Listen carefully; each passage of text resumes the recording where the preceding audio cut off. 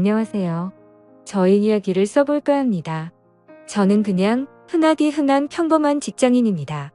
정말 이런 일이 있다는 게 믿기지 않을 만큼 저는 열심히 일해서 가정에 늘 충실했으며 아내와 함께 게임도 같이 즐기며 그 누구도 부럽지 않을 만큼 평범하지만 행복한 삶을 살고 있었습니다. 문제의 그날은 몸이 너무 좋지 않아서 저는 회사에서 오후 반차를 내고 평소보다 일찍 집으로 오게 되었습니다. 그런데 눈에 익었던 남자 신발이 현관에 놓여져 있는 겁니다. 눈에 익었던 신발은 저와 와이프가 함께하는 게임에서 알게 된 남자 동생의 신발이었습니다. 큰 충격과 함께 설마 하는 마음으로 거실을 봤더니 아무도 없더군요. 아직은 상황을 알 수 없었지만 아내가 외도를 하는 건가라는 생각에 심장이 두근대서 터져버릴 것 같았습니다.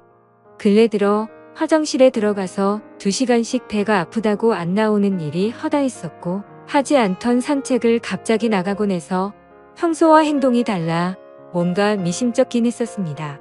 흥분된 마음을 다잡으며 거실을 지나 안방 쪽으로 가는데 하하호호 웃는 소리가 적나라하게 들리는 겁니다. 정말 하늘이 무너지는 기분이 이런 걸까요? 너무 충격을 받은 저는 순식간에 달려가서 방문을 벌컥 열어버렸습니다. 두 사람은 같이 컴퓨터 게임을 하고 있었고 문을 여는 소리에 뒤로 돌아보고는 두 사람 다 엄청 놀란 표정을 짓더라고요. 그리고 그 남자는 역시나 제가 친동생처럼 잘 대해주던 그 동생놈이었습니다. 일단 마음을 진정시키고 물었습니다. 우리 집에는 무슨 일로 온 거냐고 하니까 제 아내와 같이 컴퓨터 게임을 하려고 놀러 왔다고 하더군요. 상식적으로 유부녀와 같이 단둘이서 게임방을 가서 게임을 하는 것도 아니고 집에서 게임을 한다는 게 말이 되나요? 저는 그래서 게임방을 놔두고 왜 집에서 게임을 하냐고 물어보니까 그 남동생은 그렇지 않아도 지금 그러려고 했다고 더듬거리면서 말을 하더라고요. 성에 없는 거짓말에 너무 어이가 없어서 머리끝까지 화가 치밀어 올랐고 분노를 참지 못하고 사고를 칠 것 같아서 그 동생에게 당장 내 집에서 나가라고 소리쳤습니다. 그제서야 갑자기 진실을 고백하듯이 연신 미안하다 죄송하다 하면서 누나 잘못 아니다 라고 하면서 도망치듯 나가더군요. 네, 누나만의 잘못은 아니겠죠? 둘 다 인간 같지도 않은 짓을 했는데 두 사람 다의 잘못이겠죠.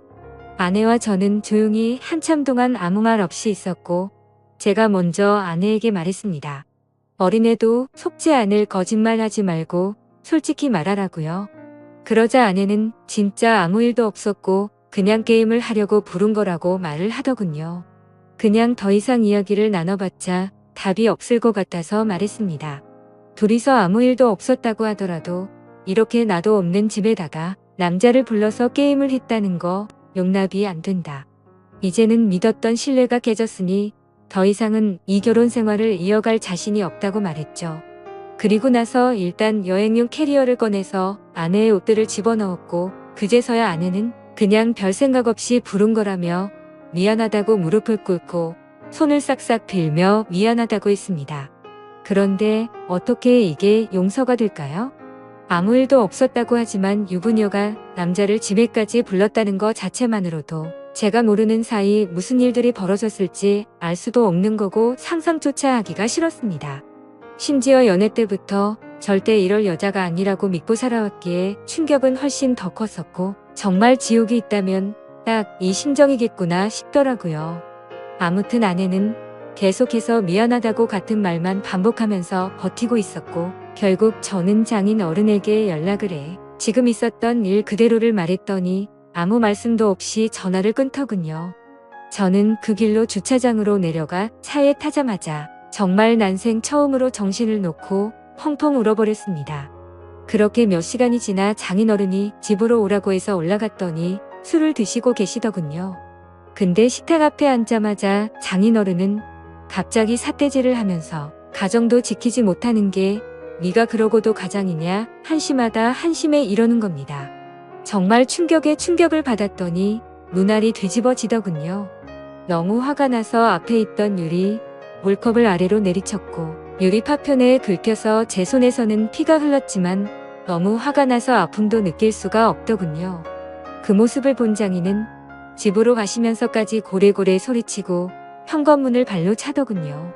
정말 어떻게 인간이 이럴 수가 있을까요? 모두가 다 나가고 저 혼자서만 그 집에서 남아서 술을 마셨습니다. 정말 몸이 좋지 않아서 조퇴를 해서 몸 상태가 말도 아니었는데 몸도 마음도 엉망진창인 상태로 웃었다 울었다를 반복하다가 잠이 들었네요. 다음날 저는 아내와 얼굴을 보고서 마무리를 지어야 할 것 같아서 무작정 차를 몰고 아내의 친정댁으로 갔습니다. 근데 아내는 대뜸 한다는 말이 어떻게 매번 오빠만 생각해? 그냥 집에서 게임 좀 한 것 같고 왜 그러냐며 나 좀 내버려둬 라고 하더군요. 정말 낯짝이 두꺼워도 본인이 그따위 짓을 해놓고 어떻게 저런 말을 할 수 있을까요? 정말 마음 다잡고 갔음에도 눈알이 또 뒤집히더군요. 정말 제 아내는 저를 호구로 생각했던 거구나 깨달았습니다. 그래서 저는 물불 가릴 거 없이 다음날 곧장 이혼하려고 법원으로 간다고 두 사람에게 통보를 했고, 그러니 그 동생이었던 놈이 카톡으로 미안하다 어쩐다 하면서 답장이 오더라고요. 그래서 두 사람 언제부터 만난 거냐고 하니까 얼마 안 됐다면서 미안하다고만 하더군요. 그래서 그냥 미안할 필요 없고 앞으로 네가 책임지고 살라고 하니까 누나를 지금 제가 어떻게 책임지냐. 자신은 사라지는 게 맞다며 호기심에 만난 거다 이런 헛소리를 하더군요. 외심이 확신으로 바뀌는 순간이었습니다. 두 사람은 제 예상대로 만나왔던 게 맞았고 증거도 확보가 되었죠. 그래서 그걸 아내에게 보내줬더니 그제서야 문자로 제 얼굴 볼 자신 없다며 상처 줘서 미안하다고 하네요. 저는 혼자서 그 지옥 같은 아파트에 있는데 말이죠. 아무튼 아내에게 이혼 서류 접수할 거니까 그렇게 알라고 했더니 호감을 갖고 만났던 건 맞지만 끝까지 아무 일도 없었다고 우기더라고요. 네, 어차피 상관없습니다. 휴대폰 녹음으로 전부 녹음도 해둔 상태이고요. 웬만한 증거는 다 수집해뒀습니다. 카톡 문자 내용, 입차 내역 등등 말이죠. 근데 증거 수집을 하다 보니 아내가 이 상간남 차를 아파트에 차량 등록도 해놨고 집카드 키도 준 것 같더군요. 세부 입차 내역을 보니 3달간 60번은 넘게 오고 갔더군요. 정말 알면 알수록 더 미쳐버리겠더군요. 심지어 그 남자는 백수에다가 동거녀가 있는데도 이걸 숨기고 이따위 짓을 했더라고요. 당연히 그 동거녀에게도 이 모든 사실을 다 밝힐 겁니다. 저는 정말 이 사건에 대해 절대로 그냥 넘어갈 생각이 없고 모든 걸 끝내려고요.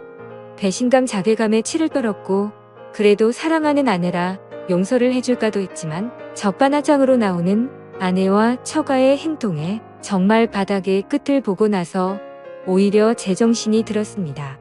천국에서 지옥으로 바뀐 그 집에서 혼자 버티며 저는 더욱더 확고해지고 있네요.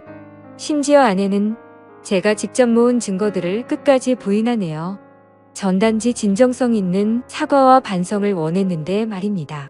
정말 뻔뻔하게 마음대로 하라고 하면서 한 번의 실수도 못 넘어가냐며 오히려 저를 치사하다고 생각하더군요. 정말 이 충격적인 일에 너무 힘들어서 정신과 상담을 받았습니다. 전문의 말로는 상당히 위험하다고 심리 검사를 받고 결과를 기다리는 중입니다. 심리 상담자 말로는 이 상황은 자식이나 부모를 잃은 충격과 흡사하다고 하네요. 저 두 사람은 죽었다 깨어나도 제 심정을 절대로 모를 겁니다. 제가 얼마나 죽을 만큼 힘들고 그래도 안간힘을 쓰며 버텨왔는지를요. 그래서 보여줄 겁니다. 전 그들이 얼마나 잘못된 일을 하고 있는 것인지 앞으로 뼈저리게 느끼게 해줄 겁니다. 저를 건드린 건 인생 최대의 실수라고 생각이 들게 해주고 싶네요. 지금까지 제 사연을 들어주셔서 감사드립니다.